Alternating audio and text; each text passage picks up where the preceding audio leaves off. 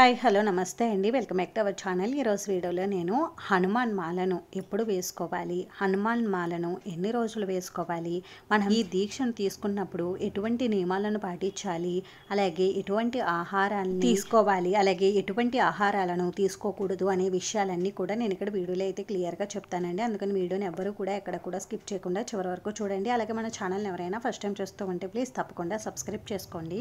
అయితే మనకి ఇక్కడ ప్రతి సంవత్సరము కూడా 2 హనుమాన్ జయంతులు అయితే వస్తాయి. ఒకటి చిన్న హనుమాన్ జయంతి, మరొకటి పెద్ద హనుమాన్ జయంతి. అయితే మనకి ఈ చిన్న హనుమాన్ జయంతి పండుగ చైత్ర పౌర్ణమి రోజున అయితే వస్తుంది.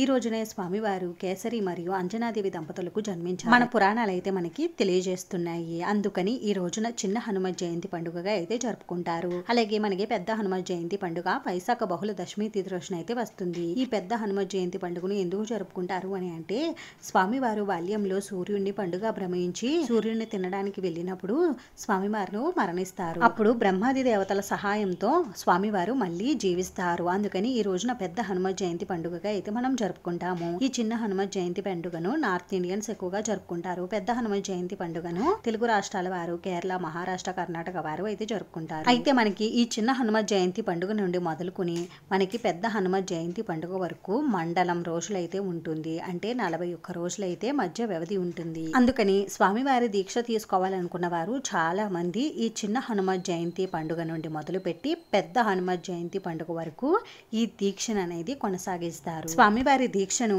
41 రోజుల పాటు చేయలేని వారు 5 రోజులు కానీ, 11 రోజులు కానీ, 21 రోజులు కానీ చేసుకోండి, మంచిది. 41 రోజులు మండల దీక్ష చేస్తే చాలా మంచిది. హనుమాన్ దీక్షను మొదటిసారిగా వేసుకునేవారు తప్పనిసరిగా 21 రోజులు అయితే మాలను వేసుకోవాలి.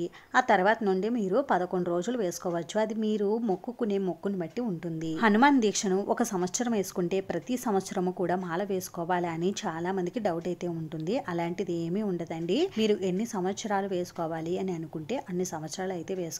ఈ సంవత్సరం వేసుకుని నెక్స్ట్ ఇయర్ వేసుకోవాలి అని అనుకుంటే వేసుకోవచ్చు, లేదు అంటే లేదు. నెక్స్ట్ ఇయర్ వేసుకోవాలి అని మొక్కుకుంటే వేసుకోవచ్చు. అయితే ఈ హనుమాన్ మాలను మనం ఎప్పుడెప్పుడు వేసుకోవాలి అని అంటే, నేను ఇందాక చెప్పాను కదండి, చిన్న హనుమాన్ జయంతి పండుగ, పెద్ద హనుమాన్ జయంతి పండుగ అని. ఆ సమయాలు, ఆ డేట్లు అవన్నీ కూడా చూసుకుని మీరు మాలను అయితే వేసుకోవచ్చు. నేను ఆల్రెడీ మన ఛానల్లో చిన్న హనుమాన్ జయంతి పండుగ ఎప్పుడు వచ్చింది, పెద్ద హనుమాన్ జయంతి పండుగ ఎప్పుడు వచ్చిందని వీడియో అయితే చేసి పెట్టాను. లింక్ నేను ఇక్కడ డిస్క్రిప్షన్ బాక్స్ లో ఇస్తాను. ఇంట్రెస్ట్ ఉన్న వాళ్ళు చూడండి. ఒకవేళ మీరు పెద్ద హనుమాన్ జయంతి పండుగను చేసుకునేవారైతే పెద్ద హనుమాన్ జయంతి పండుగ ముందుగానే మీరు ఈ మాలను ఎన్ని రోజులు వేసుకోవాలి అని అనుకుంటారో అన్ని రోజులు ముందుగా అయితే మీరు మాలను అయితే ధరించాల్సి ఉంటుందండి. అలాగే చిన్న హనుమాన్ జయంతి పండుగ కూడా, చిన్న హనుమాన్ జయంతి పండుగ జరుపుకునేవారు చిన్న హనుమాన్ జయంతి పండుగ కంటే ముందుగానే మీరు ఈ మాలను అయితే వేసుకోవచ్చు. అంటే మీరు ఎన్ని రోజులు వేసుకోవాలి అని మొక్కుకుంటారో దాన్ని బట్టి మీరు డేట్లు అవి అన్ని కూడా చూసుకుని వేసుకోండి. మీరు ఈ హనుమాన్ మాలను ఎప్పుడైతే వేసుకోవాలి అని అనుకుంటారో ఆ రోజు కంటే ముందు రోజు మీరు గంగా జలంతో స్నానం అనేది ఆచరించాలి. ఒకవేళ మీకు అలా కుదరకపోతే మనకి గంగా జలం బయట మార్కెట్లో దొరుకుతుంది కదండి, అది తెచ్చుకునైనా మీరు ఇంట్లో స్నానం అనేది ఆచరించవచ్చు. అంటే మీరు స్నానం చేసే నీటిలో కొద్దిగా గంగా జలం వేసుకుని స్నానం ఆచరించండి. గంగా జలం కలిపినటువంటి నీటితో తప్పకుండా స్నానం ఆచరించాలండి. మనం ఈ హనుమాన్ మాలను వేసుకున్నప్పుడు మన బట్టల కలర్ వచ్చేసి ఆరెంజ్ కలర్ అయితే తీసుకోవాలండి. ఎక్కువగా హనుమాన్ మాలను మగవారే వేస్తారు కాబట్టి పంచ, కండువ, షట్లా తీసుకుంటే సరిపోతుందండి. హనుమంతుడికి ఎంతో ఇష్టమైన ఆరెంజ్ కలర్ మాత్రమే తీసుకోవాలండి. అయితే మనం ఈ హనుమాన్ మాలను వేసుకోవాలనుకునే రోజు ముందుగానే మన పనులన్నీ కూడా పూర్తి చేసుకుని మనకి ఇంటికి దగ్గరలో ఉన్న స్వామివారి దేవాలయానికి వెళ్ళి మాలకు కావలసిన వస్తువులన్నీ కూడా మనం ముందుగానే ఏర్పాటు చేసుకుని మనం గుడికి వెళ్తే అయ్యగారు మనకి ఈ మాలను అనేది వేస్తారండి. మనం ఇంటి దగ్గర నుండి వెళ్ళేటప్పుడే ఆరెంజ్ కలర్ బట్టలను వేసుకుని మనం గుడికి అనేది వెళ్ళాలండి. పంతులు గారు మనం మాల కోసం పట్టుకుని వెళ్ళిన పూజా సామాగ్రి, అలాగే లాకెట్ కి వీటన్నిటికీ కూడా పూజ చేసి మంత్రం అవి అన్ని చదివి మనకు బొట్టు పెట్టి ఆ లాకెట్ ని మన మెళ్ళ అయితే వేస్తారు. ఇక అప్పటి నుండి మనం దీక్ష తీసుకున్నట్టు అవుతుంది. అయితే మనం హనుమాన్ దీక్ష తీసుకున్నప్పుడు మనం పూజ ఏ విధంగా చేసుకోవాలి అనేది ఇప్పుడైతే తెలుసుకుందాం. దీక్ష తీసుకున్నప్పుడు సూర్యోదయానికంటే ముందుగానే నిద్రలేచి మన కాలకృత్యాలన్నీ కూడా తీర్చుకుని ఆ తర్వాత నదీ స్నానము కానీ, లేదు అంటే బావుల దగ్గర స్నానం కానీ ఆచరించాలి. ఇవేవి కుదరవు అనుకుంటే అప్పుడు మీరు ఇంట్లోనే స్నానం ఆచరించాలి. ఆ తర్వాత మీరు పీఠం అలాగే కలశం ఎక్కడైతే ఏర్పాటు చేసుకుంటారో అక్కడ ముందుగా మనం శ్రీరామచంద్రుడికి పూజ చేసి ఆ తర్వాత మనం ఆంజనేయ స్వామికి పూజ అనేది చేసుకోవాలి. ఎంతో నిష్ఠగా స్వామివారికి పూజ అనేది చేసుకోవాలి. ఆ తర్వాత నైవేద్యంగా స్వామివారికి మీ శక్తి కొలిది నైవేద్యం అయితే సమర్పించవచ్చు. లేదు అంటే స్వామివారికి ఎంతో ఇష్టమైనటువంటి అరటి పండ్లను, మామిడి పండ్లను వీటిని నివేదించవచ్చు.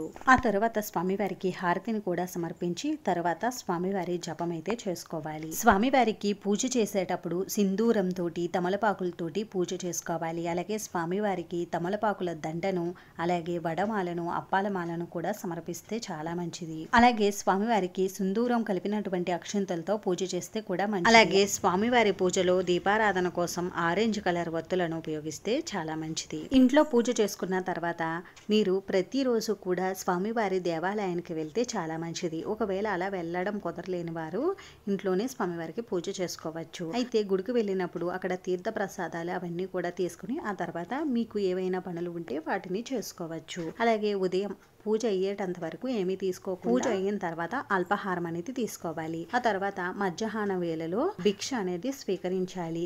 మీరు ఎవరైనా భిక్షను మీకు పెట్టాలి అనుకుంటే ఇంటికి వెళ్ళి మీరు భిక్ష అనేది తీసుకోవచ్చు. లేదు అంటే మీరు ఇంట్లోనే భిక్ష అనేది తీసుకోవచ్చు. లేదు అంటే ఒకవేళ మీరు గుడిలో కనుక ఈ హనుమాన్ దీక్షను తీసుకుంటే అక్కడే మీరు భిక్ష అనేది తీసుకోవచ్చు. సాయంత్రం కూడా స్వామివారికి ఇదే విధంగా పూజ చేసుకుని పూజ అయిన తర్వాత మీరు అల్పాహారం అనేది తీసుకోవాలి. మీరు రాత్రిపూట భోజనం అస్సలు చేయకూడదు, అల్పాహారం మాత్రమే తీసుకోవాలండి. ఇలా మీరు ఎన్ని రోజులైతే దీక్ష తీసుకున్నారో అన్ని రోజులు కూడా ఇదే విధంగా అయితే చేసుకోవాలి. మరి మనం ఇలాంటి దీక్షలు తీసుకున్నప్పుడు శరీరానికి ఎటువంటి జాగ్రత్తలు తీసుకోవాలి అనేది ఇప్పుడైతే తెలుసుకుందాం. మనం ప్రతి నిత్యము కూడా తలస్నానం చేసేటప్పుడు షాంపూలు, అలాగే సోపులు, పౌడర్లు ఇటువంటివి అయితే ఉపయోగించకూడదు. అందుకని తలస్నానం చేసేటప్పుడు ఉసిరికాయనైతే ఉపయోగించుకోవచ్చు. అలాగే మనం సబ్బు ప్లేస్ లో మనం నలుగు పిండిని అంటే శనగపిండిని పెట్టుకోవచ్చు. దంతాలను శుభ్రం చేసుకోవడానికి వేప పుల్లను ఉపయోగించాలి. అంతేకాని పేస్ట్ ను ఉపయోగించకూడదు. ప్రతిరోజు కూడా ఉదయం సాయంత్రం తలస్నానం తప్పనిసరిగా చేయాలి. ఒకవేళ మీరు మధ్యలో వాష్రూమ్ కి వెళ్ళినా కూడా మళ్ళీ స్నానం అనేది ఆచరించాలి. దీక్షలో ఉన్నప్పుడు జుట్టు కత్తిరించుకోవడం, అలాగే గోర్లు తీయడం లాంటి పనులు కూడా అస్సలు చేయకూడదు. అలాగే చెప్పులు కూడా వేసుకోకూడదు. ఇంకా మాలలో ఉన్నప్పుడు ఎవరిని కొట్టడం, తిట్టడం లాంటివి కూడా చేయకూడదు. అలాగే ఎవరిపైనా కూడా కోప్పడకూడదు. అలాగే ఎవరిని కూడా ఏ విషయంలోనూ బాధ పెట్టకూడదు. హనుమాన్ దీక్షలో ఉన్నప్పుడు తప్పనిసరిగా శ్రీరామచంద్రమూర్తిని కానీ లేదు అంటే ఆంజనేయ స్వామి వారిని కానీ ప్రతి నిత్యము ధ్యానించుకుంటూ ఉండాలి. శ్రీరామ శ్రీరామ శ్రీరామ అని అనుకుంటూ అయినా, జై హనుమాన్ అని అనుకుంటూ అయినా, లేదు అంటే ఓం నమో హనుమతే నమః అని అనుకుంటూ అయినా ఉండాలి. అలాగే మాల వేసుకున్నప్పుడు ఎటువంటి ఆహార నియమాలు పాటించాలి అని అంటే ఆహారంలో మనం మాంసాహారం, ఉల్లి, వెల్లుల్లి, గరం మసాలాలు, మసాలా దినుసులు వీటిని వాడకుండా ఉండేలా చూసుకోవాలి.